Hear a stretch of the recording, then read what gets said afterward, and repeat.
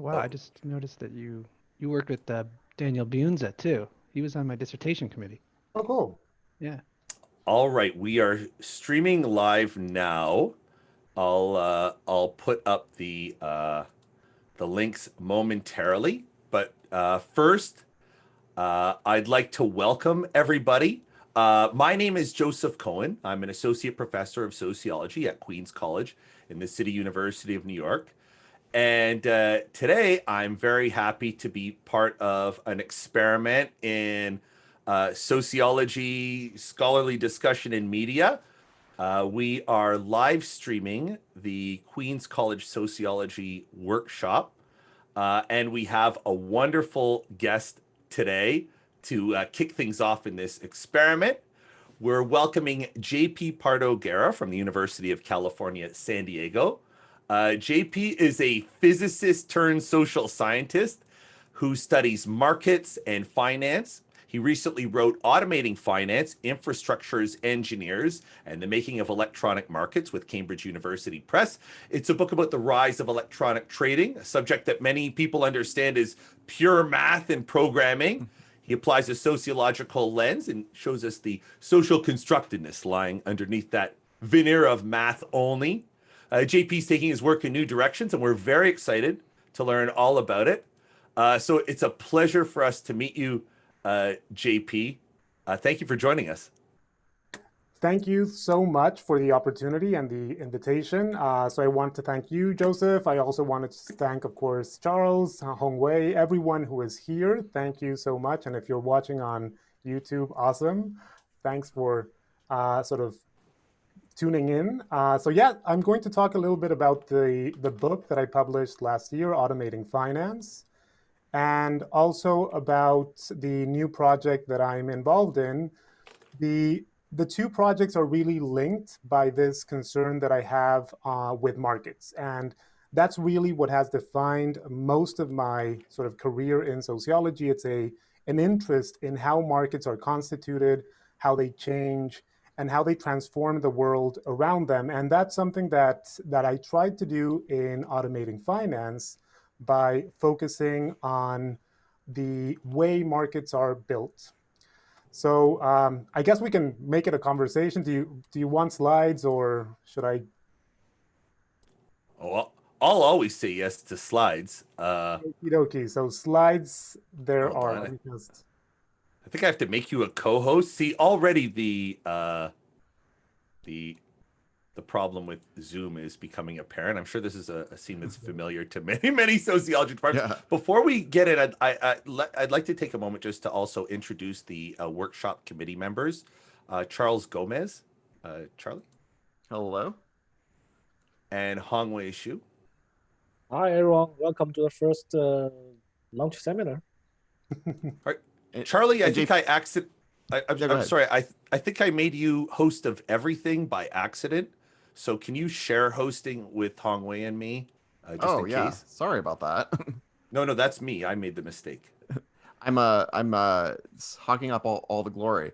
Um, and before we get started too, I mean, I also want to say, I'm a huge fan of JP's work, and myself, I actually started off in physics, and realized that quickly that was not for me.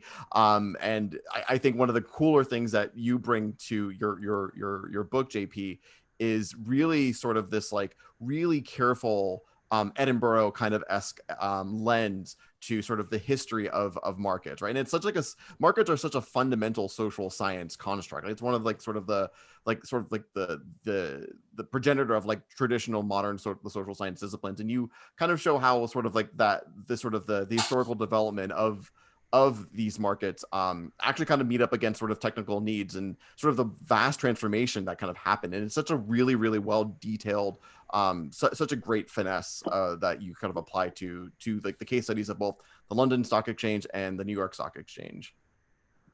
Thank you so much. Yeah, thanks for the comment. Yeah, that's the whole idea. It's trying to understand how markets were sort of developed and how they were transformed via technology in significant ways. And that's a lot of what I tried to do in the book. Really, the book is a challenge to what I think is I'm going to start sharing the screen.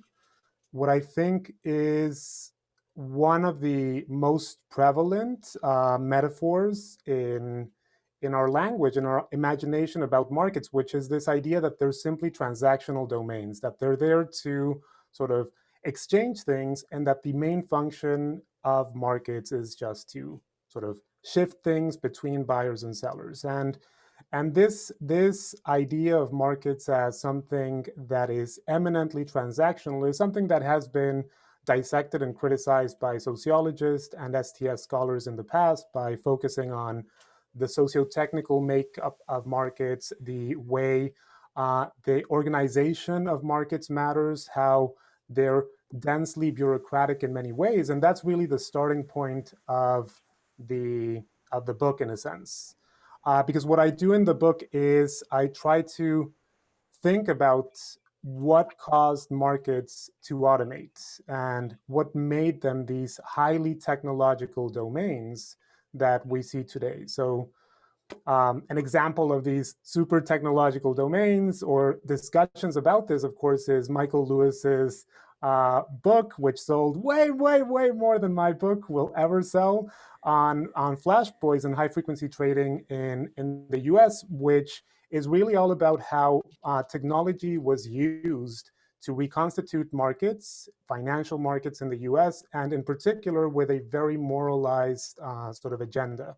In Lewis's book, it's all about building fairer markets, in a sense, sort of contesting the role of the established exchanges, et cetera, and competing via technology in this sort of market world. And this is what I try to get at. How did we reach this point where markets are essentially these large technological systems distributed across the world?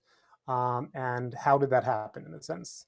And I think that the take that I have in the book is not to focus on the typical actors that both STSers and sociologists have focused on, sort of managers, the sort of captains of industry, et cetera, the people at the top of the managerial echelon, in a sense.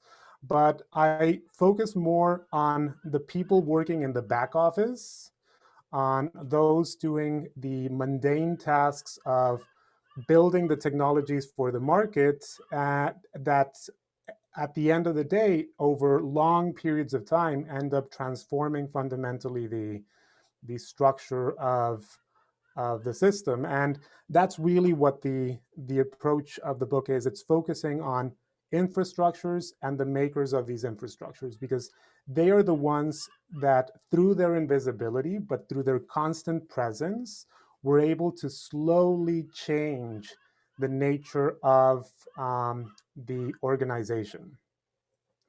And I think that the canonical case, so it's one of the cases that Charlie mentioned that I explore in the book, is the automation of the London Stock Exchange, because I think that that one is very interesting because of the details that I managed to get, and because of the particularities of the case. The London Stock Exchange was the only exchange in the United Kingdom at the time throughout most of the 20th century, or the second half of the 20th century. As such, it was the only one that could be automated. By law, it was the only exchange that actually existed in the UK, and it went from being something like this, a trading floor with this brotherhood of traders that were meeting there every single day, a national institution that was held in the highest esteem, one that was heavily sort of mediated by a number of invented traditions around honor, respectability, et cetera, and that was coordinated by this technology of the trading floor to being essentially a trading screen in people's offices. And this is something that happened over a 30-year period, and it happened actually quite slowly in that sense, but also quite dramatically because of essentially because of the interventions of all these technologists that were behind the scenes, building the systems in the background that slowly eroded the cultural prominence of this trading floor. And that's what the book is mostly about. It's the story of how this technology and the implications of back office work that were associated to this technology, the trading floor, led to this slow process of institutional change that culminated with fully electronic markets. So that's essentially the sort of gist of the book. Can you maybe give us the cliff notes of the story itself, like the surprising elements or Of things that course. people might not expect? So there's the way I approach this story is through these three concepts that I call capture, revelation, and conversion, and they're the sort of concepts that I use to explain this transformation from the analog to the digital. And the key thing in this story, or the key element in this story, is that this technology, the trading floor, required lots of work in the background to operate. At the end of the day, when you have a trading floor, people, everything is just conversations. It's hand signals. It's like discrete chats in the background around how much people are willing to trade, et cetera, et cetera. But those conversations need to become transactions at some point. And this becoming of transactions requires a lot of clerical work in the background that consists in matching the orders to buy and to sell, the agreements that are made on the floor. And in the 1950s, a lot of that was done by hand, and it was extremely expensive because you required hundreds and hundreds of very well qualified clerks working in the basements and alcoves of the stock exchange, matching the transactions of the day. And these were expensive individuals because they were folks that had to be sort of trained into the profession, trained into dealing with the large volumes of trade. And actually, as the volumes of trade increased in the post-war period, they became less capable at handling the increasing volumes of activity on the trading floor. So what the stock exchange did was it decided to mechanize this back office, this process of settlement and clearing, because that's something that was very uncontroversial. Putting technologies on the floor was a big no-no. That was strictly verboten because it implied changing the cultural core of the organization. But putting things in the basements that just automated the work of these clerks was something that everyone accepted. And of course, as they started automating, they realized that this mechanization of the back office implied incorporating into the organization people who would keep these machines in order. Because initially, like most places, they leased a lot of the computers. They didn't own the computers outright, they just leased them. And it became clear that depending on the vendors for service and maintenance was not the best solution for the market because vendors would not be as responsive as the stock exchange ideally would want them to be. So they initially started bringing in these small armies of individuals to keep things in settlement in order that were seen as the lowest of the low in the organization. One of them calls himself or recalls being essentially sort of plebs within the stock exchange. You have to think that this is England. It's a highly classed organization. They couldn't use the same bathrooms as the members. They could not sort of access the same spaces. They were in service in a way. They were essentially the people at the lowest level of the organization. And so they were largely invisible because no one really cared about them. As long as the computers worked in the settlement department, matching the orders that were made on the floor, they could do whatever they wanted. And the stock exchange wasn't the most technologically savvy organization. So when they went into automation, they really bought the most expensive things because as an elite institution, they wanted to have the best of the best. So they bought computers that were sort of too much for the market. And what these techies did, what these technologists that were working in maintenance, in a sense, did was put these technologies to use. So one of them recalled that the LSE knew nothing about computers, and to cut a long story short, they spent a lot of money on this machine, a very new ICT and conveyor belts and stuff like that.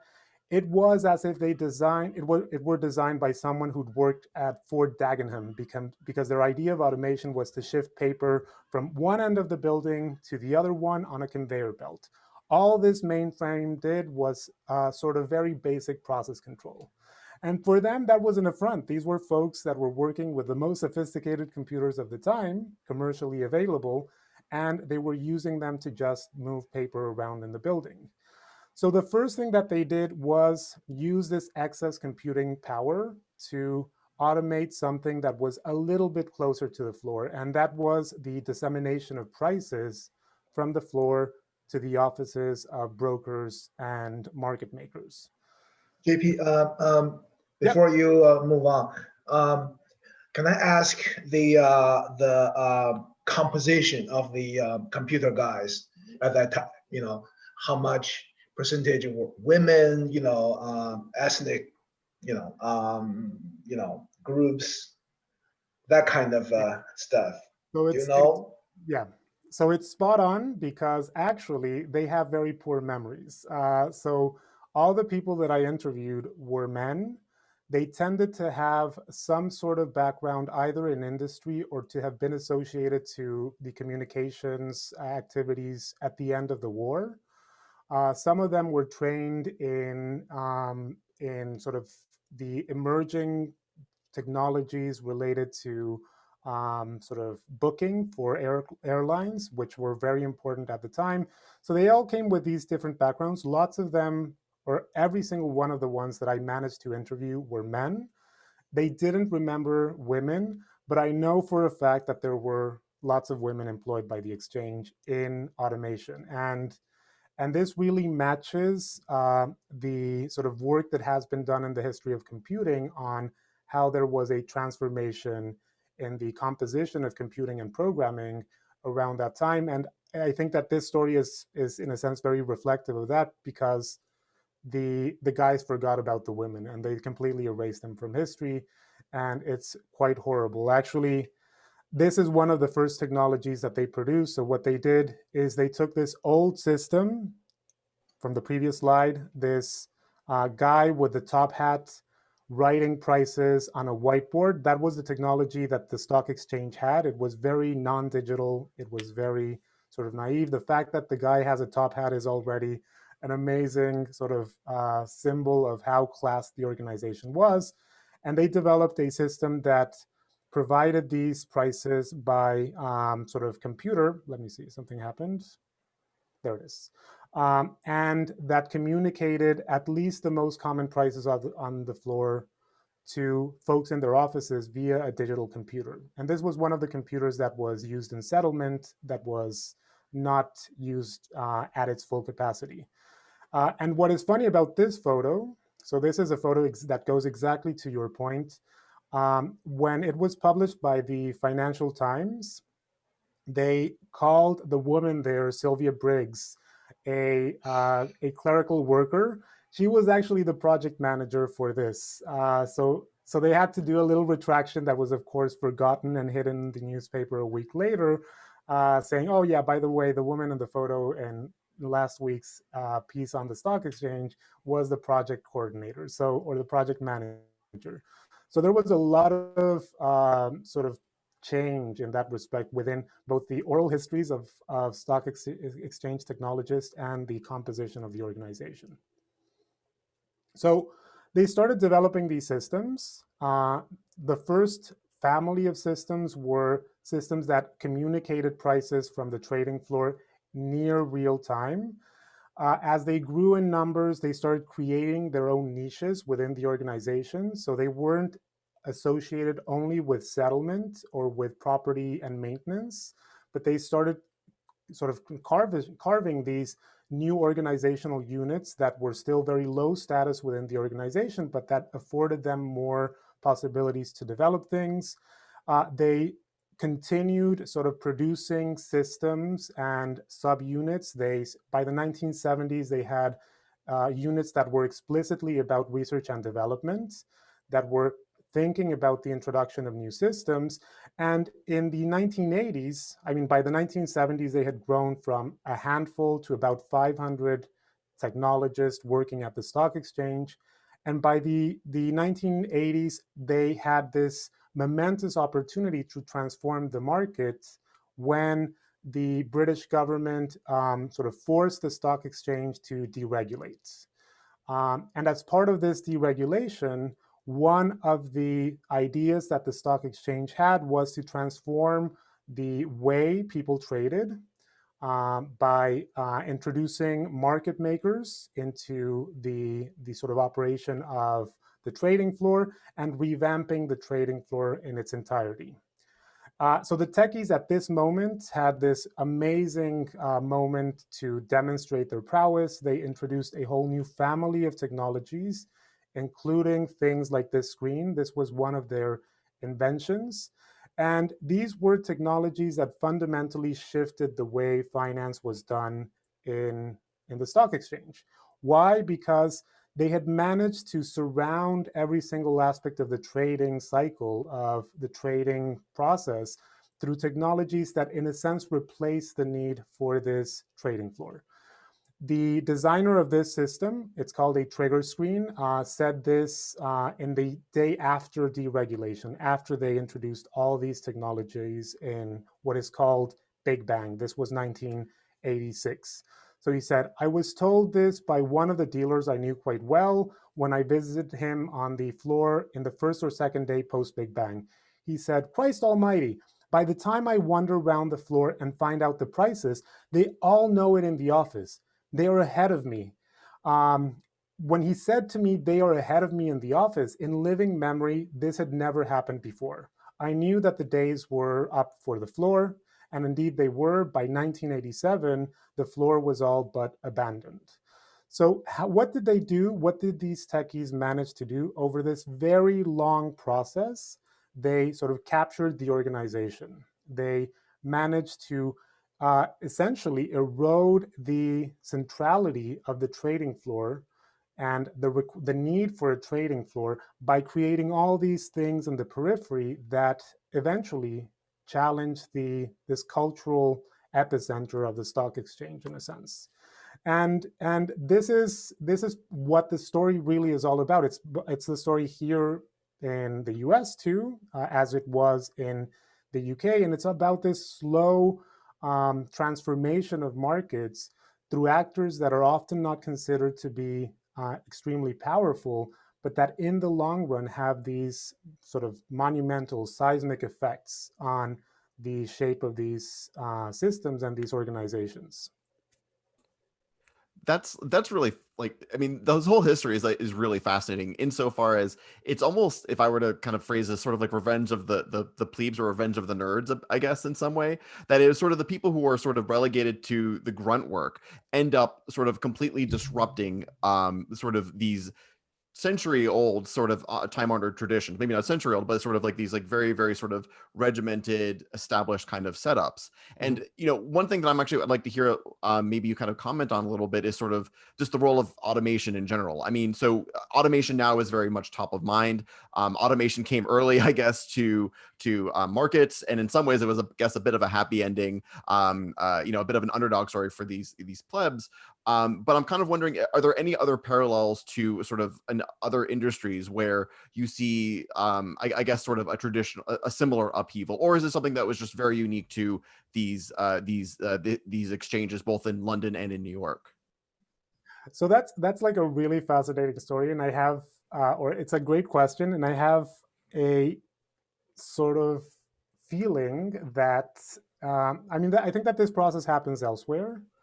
I think that we often don't realize the power of invisibility. That's why that's the title of one of the chapters, because in critical moments, invisible actors that have these sort of apparently fringe roles in organizations can be the ones that drive, in a sense, the way the organization reconfigures itself. And you can think of that right now in the midst of the pandemic. decisions on whether to implement Canvas, Moodle, or Blackboard, which just were about to say, yeah. largely seen by lots of faculty as, oh my God, that's a really non sequitur of a discussion, are now actually fundamentally important because they go into sort of the pedagogy of the virtual classroom. So these decisions that were really fringy 10 years ago and that everyone was seeing as, oh, that's fun. If you want to do that, that's okay, but I'm still printing my syllabus,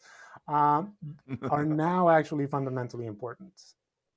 I remember when MOOCs were declared the end of brick and mortar in the early 2010s, like 2011, 2012, and that quickly faded away. And lo and behold, no one would have expected that IT workers and the universities' information offices are now sort of core to the function of modern universities right now, to varying degrees of success. But I think that's actually like a really, really kind of great that very salient kind of grounded metaphor that we're all struggling through right now.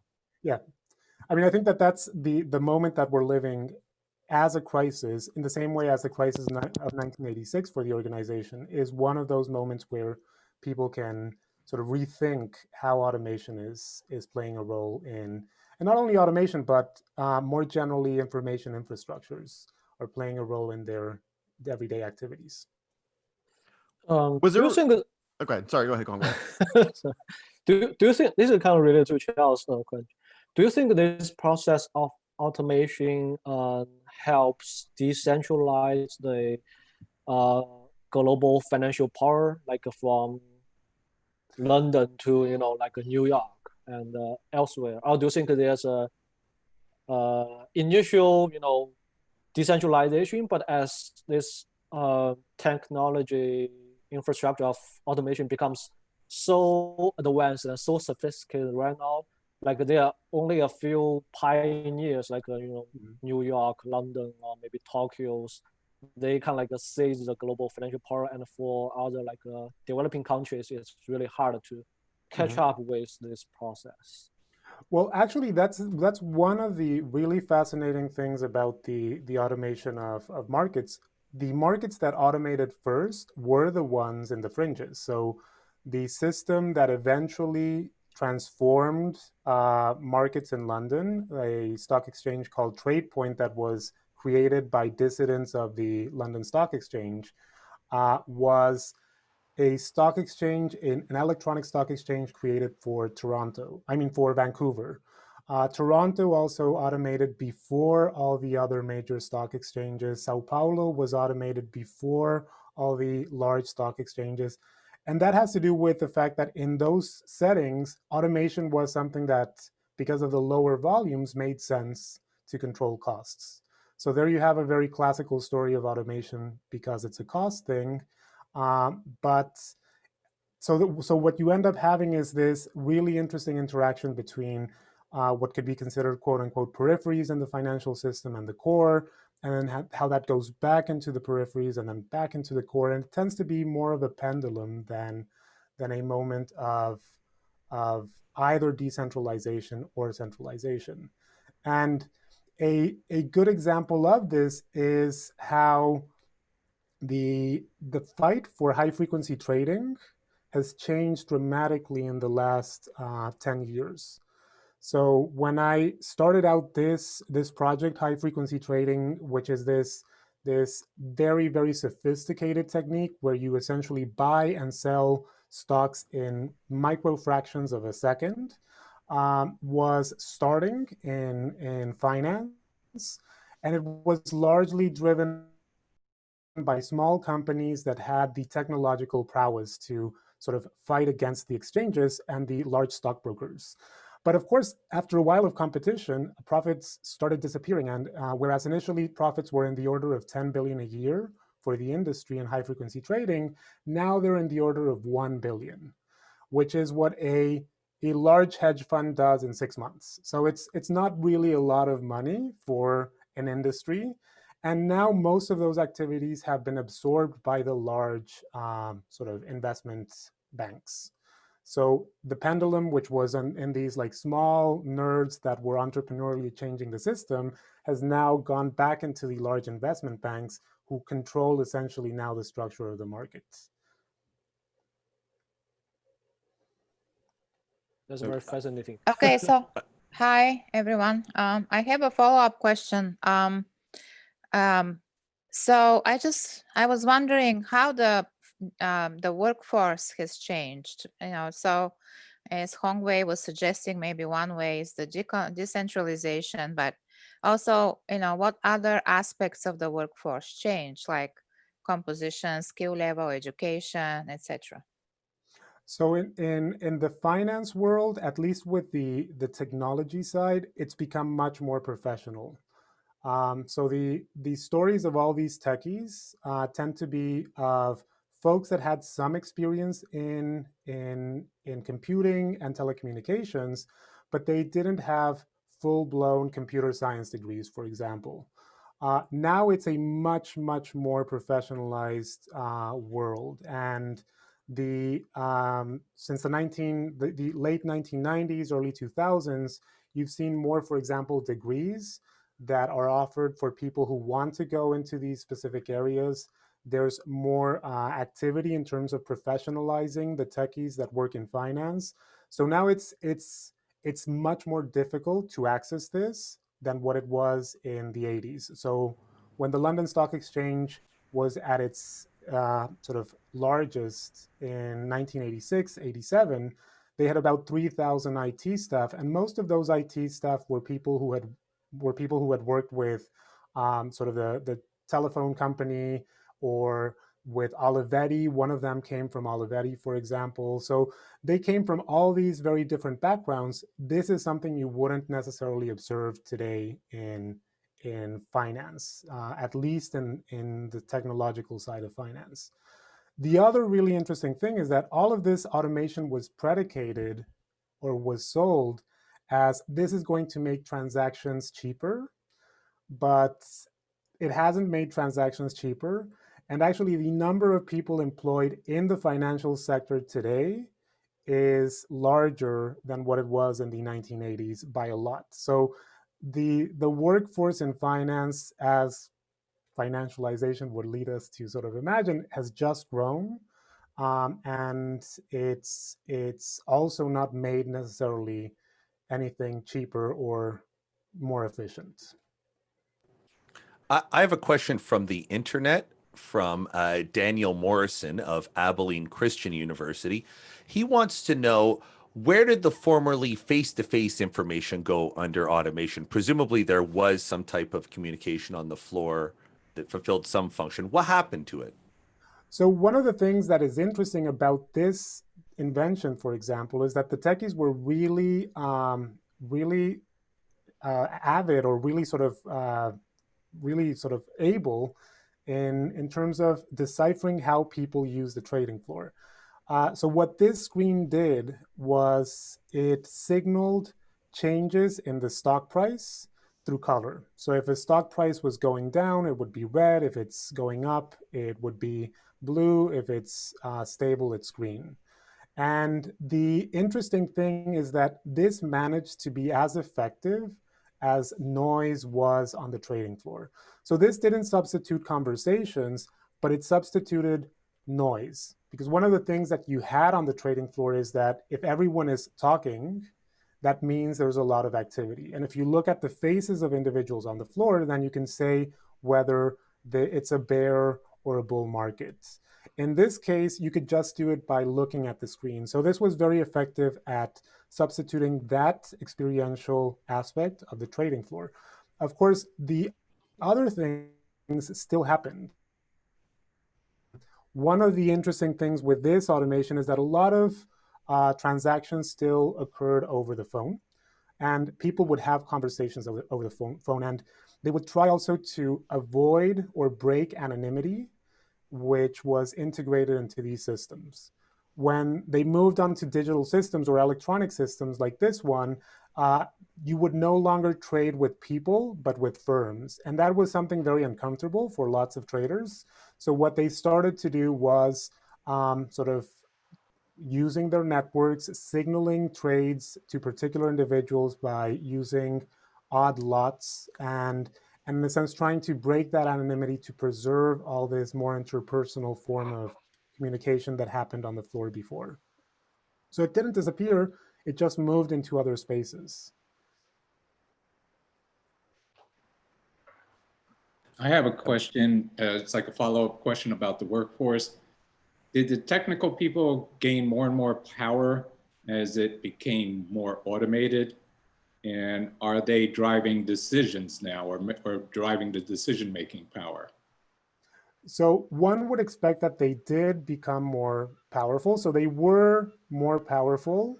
This is like a fun graph. They were, there it is. So they were in the leadership of the organization at the London Stock Exchange by the 1980s, the mid-1980s. So they had people representing them in the board of the stock exchange.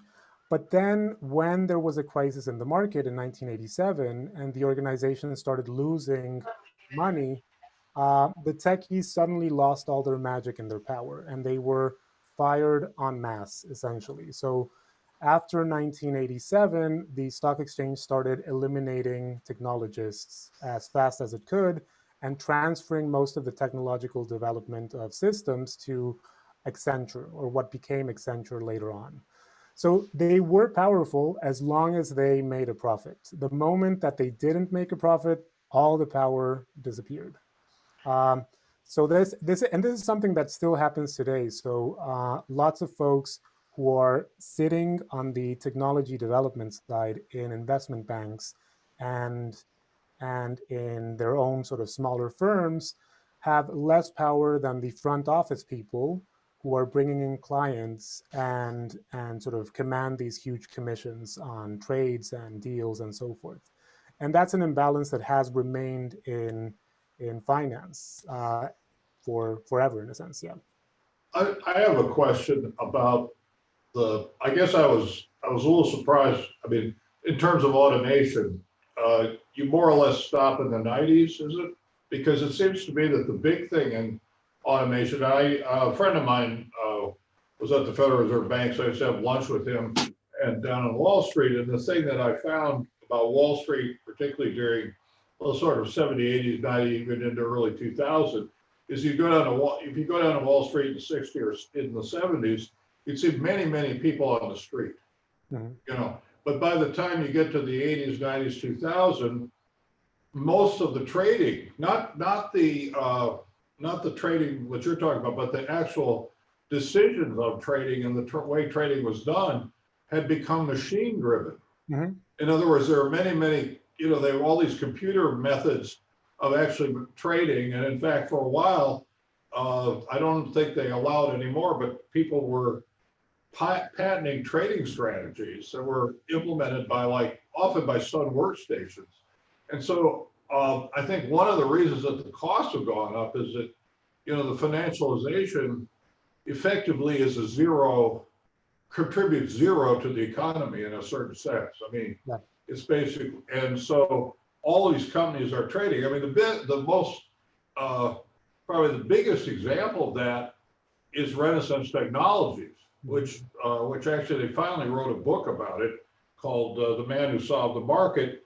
And it was developed by a mathematician who had been chair of the math department at Stony Brook and had won the Fields Medal. And he went on to, or maybe it's a Clark Medal, no, it's Fields Medal. He went on to basically set up Renaissance Technology. His partner was Mercer, who unfortunately decided to support Trump. But they basically did not allow money to come in. They were completely run by the money of the employees. And they didn't actually say how they were doing it, but they weren't also very hot to hire people who had finance backgrounds. They hired people in math backgrounds and physics backgrounds, things where they would look at pattern matching. So that's really not part of your story, correct?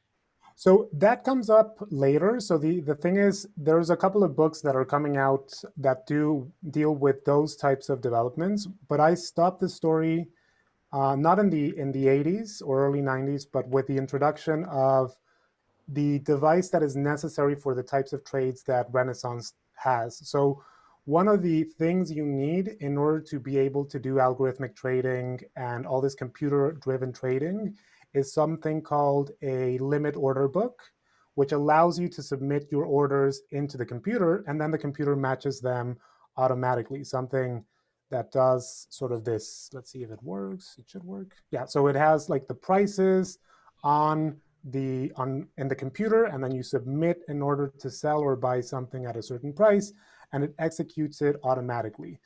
And what is important is that those things, or those practices, like the ones that Renaissance and algorithmic trading and high frequency trading are into, depend on the existence of this technology. So this is what allows markets to fully automate, in a sense, to fully extract humans from the picture. And what I do in the book is I go into the story of this device. And in the case of London, what is interesting is that the first device, the first limit order book, was introduced by former stock exchange technologists after they were fired by the stock exchange, who decided to set up their own exchange.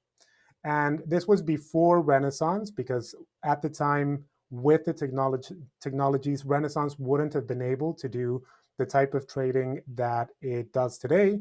But with the intervention of these techies, they opened the floodgates for those forms of automated trading.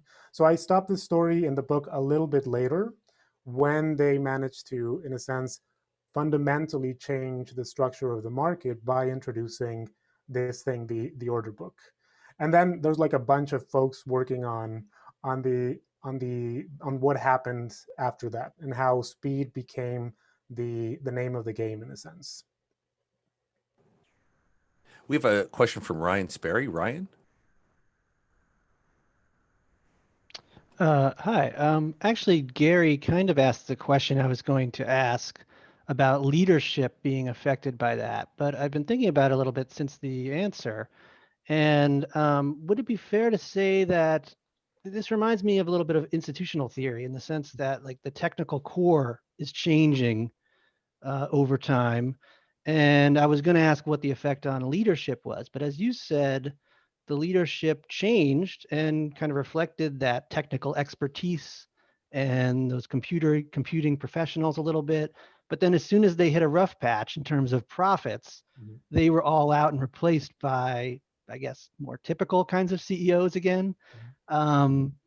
Maybe do you see this as kind of a proof almost of the institutional kind of theory approach, that the technical core is isolated from the formal structure in that sense? Or is it, I mean, because that's not going away, right? The technical core, they're still doing computing, they're still doing this technical stuff you're talking about. But as soon as there was a loss in profits, the leadership kind of didn't want to be associated with that, maybe formally. Yeah, so I think that it is something that speaks very much to this, to institutional theory, and I think that it depends a lot on the specific case.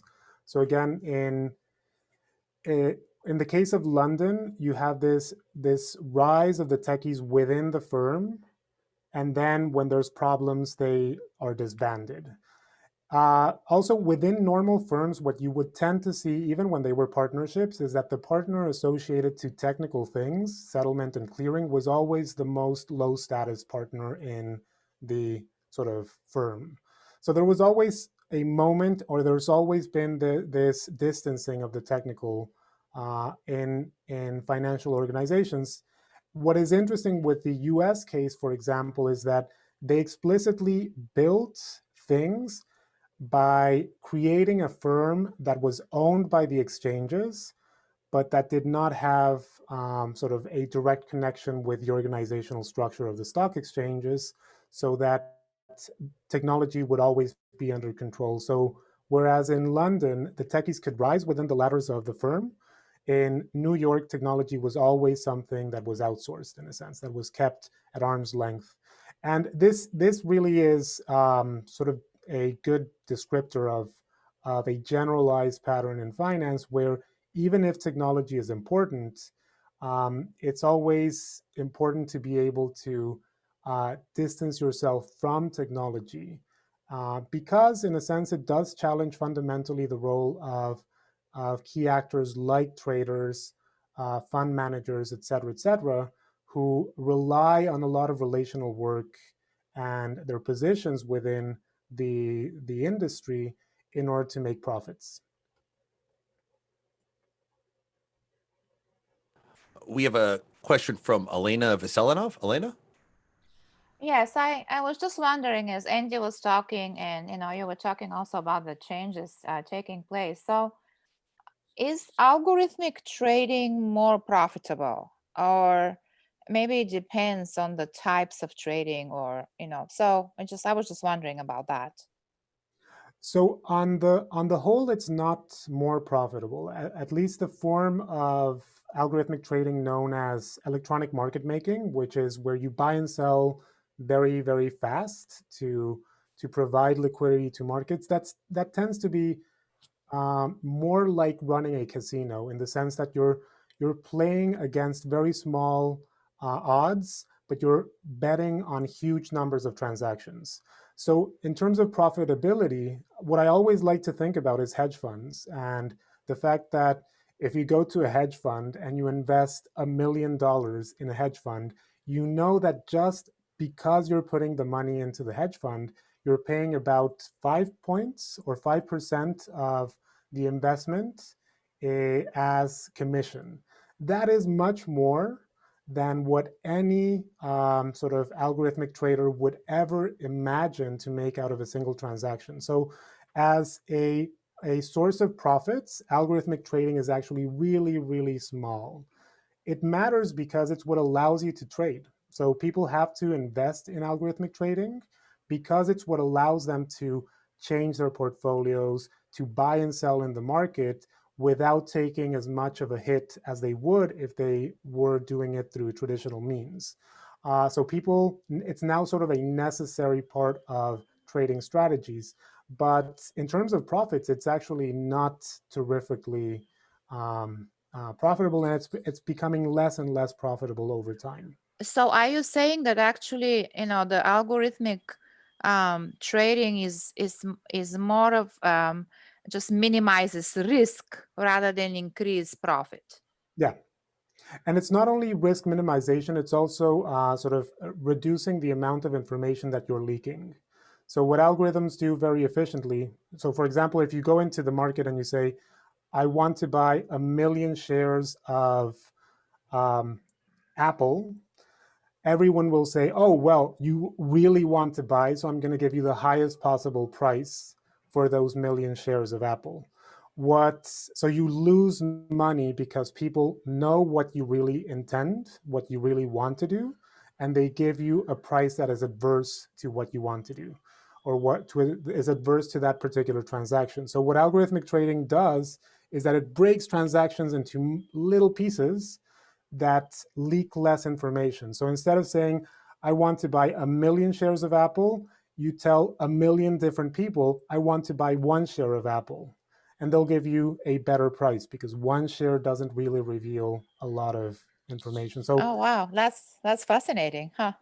So it's like a arm race situation, right? So at a time when only a few firms are doing that, they can make big money quickly, right? But now, since everybody is doing it, things go back to normal. And if one firm does not doing it, then they will lose money quickly, right? So is that a good the picture of what's going on?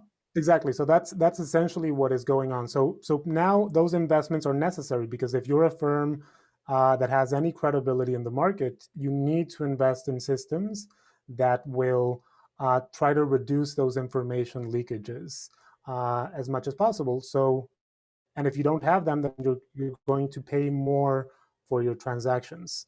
And because everyone has them, the profits out of those systems are actually very, very small. I'd like to follow up on speaking about credibility. One of my predecessors here at Queen's College, Charlie Smith, often emphasized how technical aspects of Wall Street were actually marketing efforts that were dressed up as technical, but they were in purpose. Their purpose was often to communicate to potential investors and attract funds. How much of this technological arms race that you see in finance is marketing driven rather than driven towards the more practical purposes? So I think that there's a lot of marketing in what we're seeing. So for example, discussions about artificial intelligence in finance tend to be very iffy, and that's essentially because of speed. So one of the things that guarantees a good system in algorithmic trading is speed. And if you want to do artificial intelligence, anyone who's run anything related to artificial intelligence on a decent computer knows it takes eons to run the data, to process the data. So for example, these claims that there's firms that are doing Twitter analysis or social media analysis to predict stocks are completely marketing, because that takes so much energy and so much computer time, in a sense, that it's completely inefficient in today's markets, given their speed. So there's a lot of this going on, and there's a lot of ways in which marketing has been essential to also push the sort of aura of technical innovations in finance. The folks that left the stock exchange, this is a great photo of them. The folks that left the stock exchange to start the new stock exchange in London, TradePoint, had this sort of Photoshop in GQ, Britain, and they dressed themselves up like Steve Jobs, because that was what sold. And this is like a really mid 1990s image that is all about marketing and not about the system. The system was actually really not sexy, in a sense. It was a computer, a PC, with a sort of glorified spreadsheet, in a sense, but they sold it in very different ways. They sold it as something that was interesting, fantastic, amazing. Oh, that was so good. Okay, wait, we That's have a good. question from Christine. That was so good. I enjoyed that so much. We have a question from Christine Rosales. Christine? Hi. So in your discussion, you were talking about how they were leasing the equipment and also bringing companies in to basically run the tech. And then there was a transition back into bringing employees in, and the amount of employees grew. Do you see more recently that they're bringing the techies in and keeping them in-house, or are they moving to more of a hiring consultant or companies to do it for them, which then changes the dynamic of powers with techies too? Yeah. So there's several combinations. There's firms that are dedicated to provide systems. However, because the setup of the system is very, very specific and very proprietary, lots of firms decide to internalize that today. So now it's more common to just buy the systems and develop them internally, than what it was before. So when they were dealing with settlement is very it's like very non-controversial, and there's not a lot of magic behind that. So making that something that you would do via a vendor made sense. But when you're dealing in today's world with trading strategies, controlling everything inside the firm is really important. And actually, one of the things they do for that is they silo a lot of the development of systems so that no one has an idea of how the entire thing works. Because if you have knowledge of how a firm's entire trading strategy and entire systems are structured, that is extremely valuable, and you can of course be poached, and there's problems with that. So now it's much more common to see this internally, and what you also see is large investment banks like Goldman Sachs, who have explicit arms that invest in new technologies so that they have control over those technologies into the future. And they have a division that sets up new exchanges, funds the creation of new exchanges and new forms of tech, even though they challenge their partners, because in the long run, those might be the ones that end up dominating the system. So you see more control within large organizations of the technology. Yeah. Great, thanks. Charlie?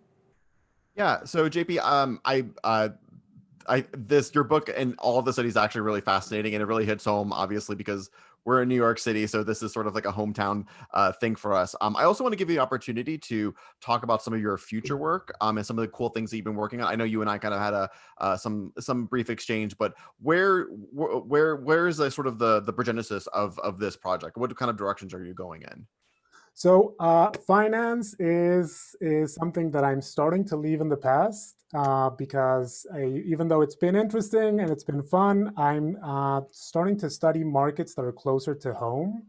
And one of the markets that I'm really interested in is the marketization of knowledge, or the marketplace for ideas, and how we experience that as academics. And the newest project, and this is, I mean, I have to write it, but it's hopefully a book that will be out at some point in the next decade or so. You heard it here first. Is a book on rankings and markets in British academia. And the context for this is the quasi markets that define the lives of lots of British academics. And since the 1980s, British academics have been sort of faced with a proliferation of audits, assessments, evaluations, metrics of different forms that define their value and the value of their institutions. If you've talked with British colleagues, you might have heard about the research assessment exercise, which became the research exercise framework. And these are really involved interventions into the work of scholars. And they're quasi-markets in many ways, because what they effectively do is they assign a value to people's outputs, to people's productivity. So every 5 years or so, this is the most insane experiment you can imagine, or process you can imagine. In order to distribute research funds, the UK government asks all the departments of all the public universities in the United Kingdom to submit 4 outputs per member of staff, per faculty in a sense. And then these are read in panels that go through the outputs as we would with student papers, for example. And then they're ranked from 4 stars, which is world-leading research, to 1 star, which is recognized nationally. And the funding that departments receive and that institutions receive in the future depends on these stars. So it's almost like a market process of valuing people's work in very specific ways. So what I'm doing with this is exploring these markets, or these quasi-markets, and their effects on knowledge and the type of knowledge that we produce. And the question, in a sense, is how do they change the way social scientists write about the world, think about the world, et cetera, et cetera.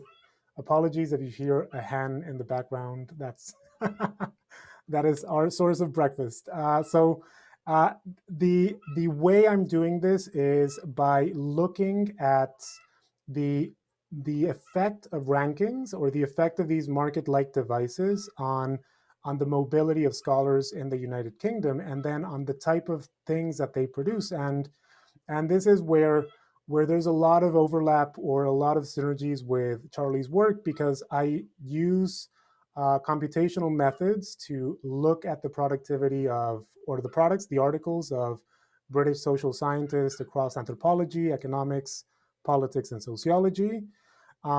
Using Web of Science, I have this longitudinal data set of where people were throughout their careers. We have about 4,000 scholars in the data set that were active across these different disciplines from the 1970s to the present. And we, of course, have all the abstracts associated to their papers. So we can do all these really interesting things on modeling the field, looking at differences in productivity, differences in the style of writing, differences in the topics. And it's sort of revealing. What we found is giving us a story of markets transforming fundamentally knowledge. And I'll sort of like show you more or less what this looks like. So this, if you take if you compare departments in terms of their topics by using topic models, which are now increasingly used in computational social science, you can try to create a metric that tells you how distinct departments are between themselves and how distinct a scholar is with respect to his or her department. So you can come up with all these different measures of the distinctiveness of scholars, the typicality of departments, and whether scholars are evaluated or not, this idea of categorical dissonance. If you have, for example, a very, very sort of underperforming individual in your department, you can decide not to submit him or her because it would affect your ranking at the end of the day. So you can be unevaluated. Or if you're working in, for example, an anthropology department and you are a sociologist and you are submitted to the anthropology panel, you'll at the end of the day be evaluated by people who are not your epistemic peers in a sense. So you're also dissonant in that respect. And what the models of mobility show is that these three things are very predictive of mobility in a sense. So if you're very redundant within your department in the UK, you're more likely to move into a different department in the next evaluation. So if there's like 4 people doing economic sociology, one of them is very likely to leave in the next evaluation. If your department is very, very typical, you are much less likely to leave. So the graph is not completely clear because the scale of typicality is not apparent there, but if you're in one of the most central, typical, ideal departments, it's a very stable position to be in the field. And if you're not assessed with your peers, you're also very likely to change departments and move to a department that matches your field of practice. And what this ends up doing over time is something that you can think of as a market-driven form of matching, in a sense of epistemic matching, where the labor market, via sort of mobility and via the signals of these evaluations, sort of sorts scholars across the field and creates departments that are over time increasingly similar. And indeed, when you look at the levels of similarity in departments across the UK, for all disciplines, they have become more similar or less dissimilar. So if you want sort of a contrast, we always pick on economics as being a very homogeneous discipline. In terms of how departments are structured in the United Kingdom today versus how they were structured in the 1980s, sociology is comparable to today to economics in the 1980s. So we are the new, or they are the new economists in terms of diversity and typicality. So it's something that has had effects on the organization of knowledge, and there's like a couple of new results that have to do with comparing the sort of semantic universe of different disciplines and showing that they are becoming increasingly similar, that discussions about, for instance, class that were more polarized in the 1980s are now much more sort of homogeneous, that understanding of concepts, understanding of discussions, of relevant literatures is more consensual today than what it was before, and that to some extent this reflects the experience of scholars who go through these markets